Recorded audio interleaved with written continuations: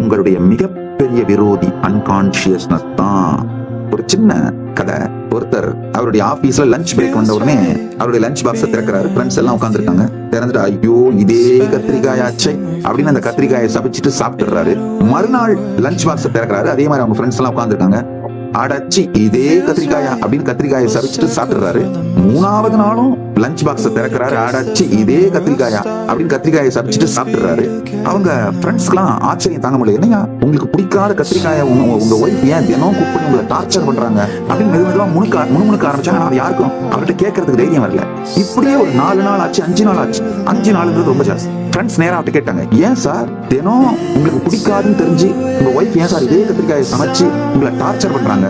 சொல்லுங்க சார். ரொம்ப பொறுமையா சொன்னாரா, நீங்க வேறங்க, நானே தாங்க சமைக்கிறேன். நல்லா புரிஞ்சுக்கிட்டேன். சமைக்கிற நேரத்துல நமக்கு பிடிக்காத ஒன்ன சமைக்கிறோன்ற அளவுக்கு கூட கான்சியஸ்னஸ் இல்லாம இருக்கிறத எதையோ ஒன்று சமைச்சிடுறது.